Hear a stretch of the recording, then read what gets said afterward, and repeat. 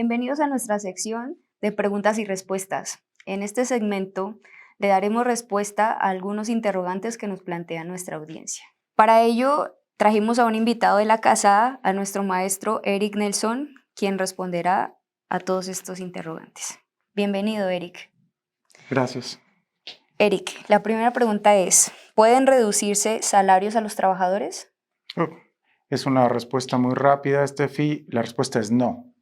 Una vez que se ha planteado en el contrato individual, en un contrato colectivo, en unas condiciones generales de trabajo, cuáles son los salarios de los trabajadores, cuáles son sus prestaciones, estas no se pueden reducir si no existe la voluntad, en el caso de los trabajadores, para que así sea. Es decir, el elemento fundamental en las relaciones de trabajo es la voluntad del trabajador.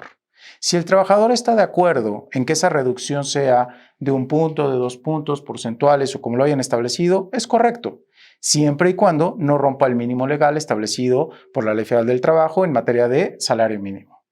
Cualquier prestación que sea superior, es posible que la pacten las partes, pero que una de ellas, me refiero al patrón, lo haga de mutuo propio y haga una disminución, es totalmente ilegal. Ok. La segunda. ¿Pueden eliminarse las prestaciones a los trabajadores aunque ya se hayan pactado en un contrato? Ya dimos respuesta. Efectivamente, si ya están establecidas en un contrato, si ya están en las condiciones generales de trabajo, la respuesta es no. Si no existe voluntad del trabajador, si no existe voluntad de los representantes de los trabajadores, o en su caso, hay condiciones muy sui generis que vivimos en México, en donde hay condiciones generales de trabajo y esos trabajadores no tienen un representante, porque no existe un sindicato o no existe una organización que los represente y los haya firmado. En ese orden de ideas, se necesita la voluntad expresa de cada uno de los trabajadores para establecer si esas condiciones, ese salario que le venían dando, puede reducirse o no. Tercera pregunta. ¿Es posible reducir las prestaciones a los jubilados? No. Ahí tenemos que entender que va a haber, creo yo, 3 grandes o 4 regímenes en materia de seguridad social en México.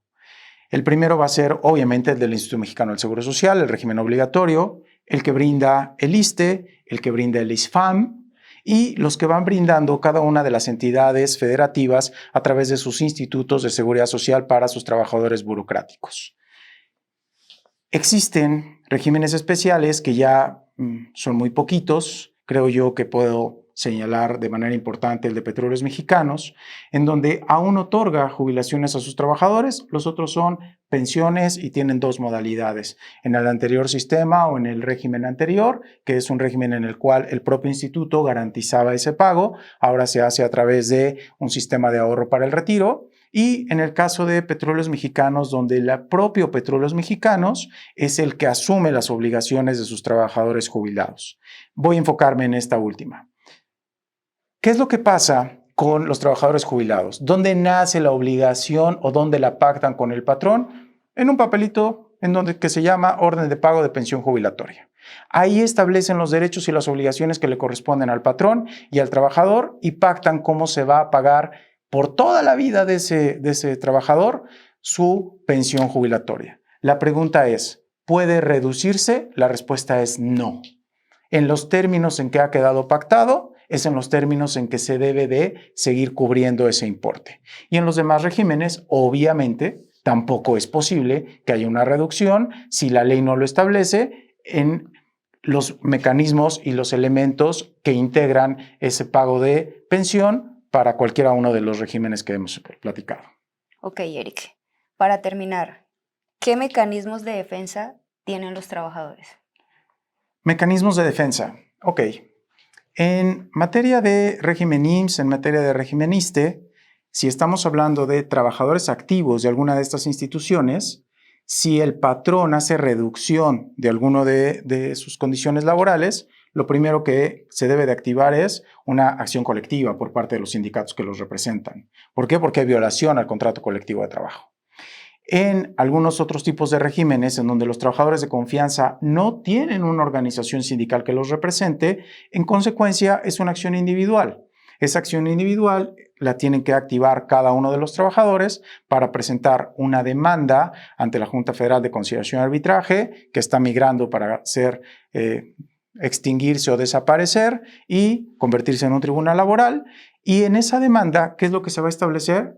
Que no exista reducción a ese salario o la violación a sus condiciones de trabajo. Y en esa violación a las condiciones de trabajo, la condena lógica va a ser que se les pague de manera retroactiva aquello que indebidamente el patrón retuvo sin el consentimiento del trabajador. Pero en el régimen que habíamos platicado, del régimen Pemex, en materia de seguridad social, ahí va a haber una pequeña variante.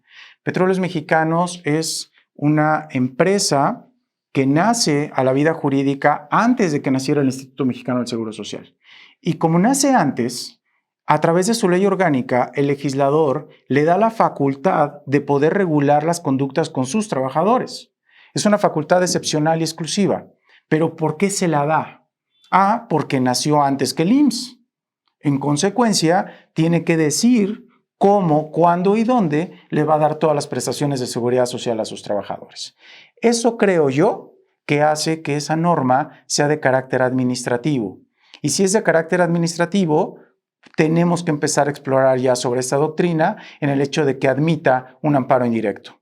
¿Por qué? Porque en ese momento la empresa está funcionando o haciendo las veces del organismo regulador, que realmente es el Instituto Mexicano del Seguro Social, y este reglamento no es un reglamento de trabajo. Este realmente es un reglamento administrativo en el cual están estableciendo condiciones de seguridad social que no están en la ley del Seguro Social. En consecuencia, la conclusión es: apartado A, trabajadores del IMSS, trabajadores del ISSSTE, lo que corresponde es, si están afiliados a un sindicato, tiene que haber una acción colectiva por parte de ese sindicato por violación a los contratos colectivos. Si son trabajadores de confianza, les corresponde una acción individual en la cual válidamente pueden demandar la violación a esas condiciones y seguramente va a venir un laudo, sentencia, que va a obligar al patrón a pagárselas de manera retroactiva. Y en el caso de violaciones en materia de seguridad social a Pemex, lo que puede corresponder es tanto la demanda laboral y yo intentaría el amparo indirecto por los razonamientos que ya les he platicado. Ok, muchas gracias, Eric. A nuestra audiencia, espero hayan quedado resueltas sus dudas. Muchas gracias por la interacción con nosotros. Los esperamos en un nuevo segmento de nuestro programa Abogados de Empresa en Acción.